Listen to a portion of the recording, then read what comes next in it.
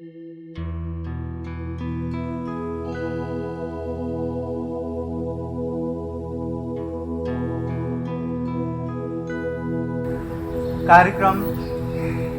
जन्म हो, मृत्यु हो, शादी हो, ऐसे समय में भंते चाहिए, भंते बुलाते। हाँ, और वही भंते रास्ते में मिले तो मतलब और लगता है क्या है, फिर अलग अलग रास्ते से जाते हैं।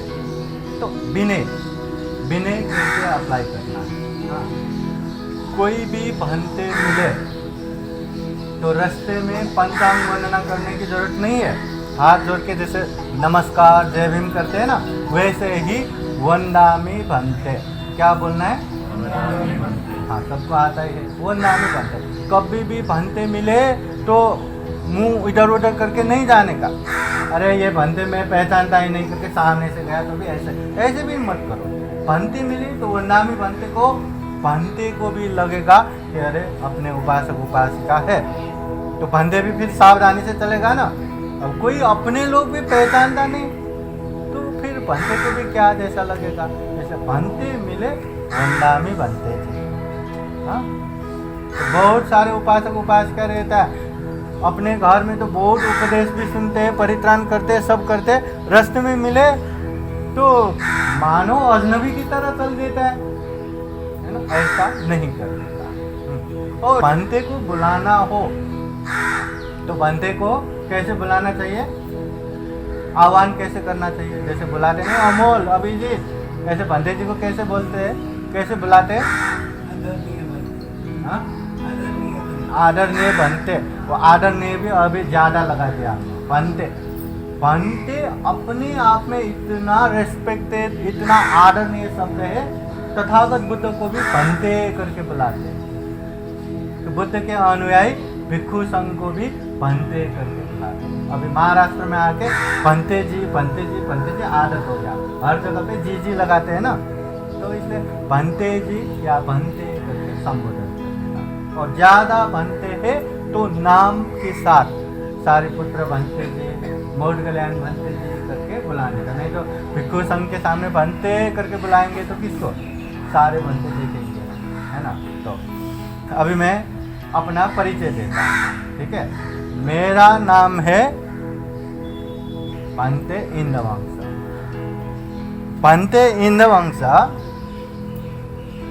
और मैं किताब में ये विनय के रिलेटेड है। हाँ, और किताब में मैं अपना नाम लिखता हूँ डॉक्टर भदंत इंद्रवंश महाथेरो। क्या है, डॉक्टर भदंत इंद्रवंश महाथेरो, वो मेरा नाम है। पर ये लिखते समय का नाम हुआ, बोलते समय भंते इंद्रवंश, बस, ठीक है। अब ये लिखते का, इसका भी मैं बोलता हूँ, डॉक्टर भदंत इंद्रवंश महाथेरो, डॉक्टर भिक्षु इंद्रवंश महाथेरो। तो इसका मैं बोलता हूँ डॉक्टर इसलिए क्योंकि पीएचडी हो गया। हाँ, अगर आप लोग भी पीएचडी करते हैं, एमबीबीएस करते हैं, तो आप लोग भी डॉक्टर। वैसे ही ये जो हम बुद्ध बोलते हैं ना, दुख मुक्त बुद्ध, ये सिद्धार्थ गौतम का मोनोपोली नहीं है, सिद्धार्थ गौतम का ही ये ज्ञान नहीं है। कोई भी ज्ञान प्राप्त कर सकते, कोई भी बुद्ध बन सकते। जो अरहत हो गए, जो दुख मुक्त हो गए, वो भी बुद्ध है। पता है ना, बुद्ध 3 प्रकार के हैं, श्रावक बुद्ध, प्रत्येक बुद्ध, सम्यक संबुद्ध। श्रावक बुद्ध के उपदेश सुन के जो दुख मुक्त होता है, श्रावक बुद्ध। जो खुद ही ज्ञान प्राप्त करके दुख मुक्त होता है मगर दूसरों को उपदेश नहीं देता, प्रत्येक बुद्ध। और जो खुद ज्ञान प्राप्त करके बुद्ध बनता है और दूसरों को भी उपदेश देता है, उसे सम्यक संबुद्ध बोलते हैं। जैसे सिद्धार्थ गौतम सम्यक संबुद्ध है, और बुद्ध के उपदेश सुन के जो दुख मुक्त हुए ना, सारिपुत्र, मोदगल्याण या भिक्षुनी में पटाचारा, कृषा गौतमी, उत्पलवर्णा, ये सारे बुद्ध है, श्रावक बुद्ध। इसलिए बुद्ध कोई भी बन सकता है। और ये भिक्षु क्या है पता है? ये भगवान बुद्ध के अनुयायी जो चीवर धारण करते हैं ना, उसे हम भंते बोलते हैं। ठीक है। उपासक को दीक्षा दे के चीवर पहनाया तो उसे बहनते बोलते हैं। मगर बहनते वो आर्डर शब्द हो गया, अंडर एक प्रोटोकॉल रहता है। तो वो क्या रहता है, जैसे ही वो प्रवजित बनता है उसे श्रामणेर कहते हैं। क्या कहते हैं? श्रामणेर। श्रामणेर बन के उम्र में कम से कम 20 साल होना चाहिए। कितना? जन्म से 20 साल होना चाहिए।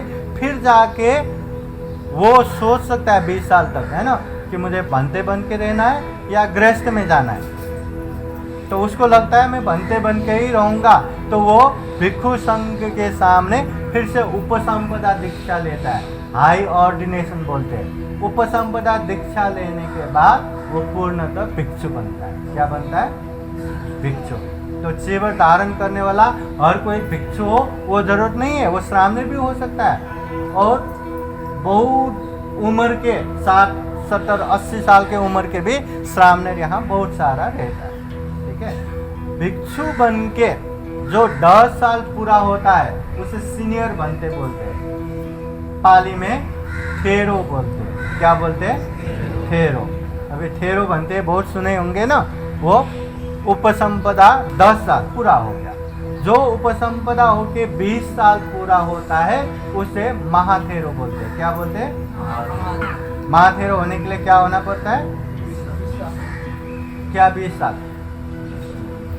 भिक्षु बन के 20 साल पूरा, प्रवजित होके 20 साल नहीं, भिक्षु बन के 20 साल जो पूरा होता है उसी को महाथेरो बोलते हैं। और महाथेरो को बात नहीं है, क्योंकि महाथेरो बोले तो मोस्ट सीनियर, थेरो बोले तो सीनियर हो गया, महाथेरो बोले तो सबसे सीनियर, मतलब मोस्ट सीनियर ऐसा।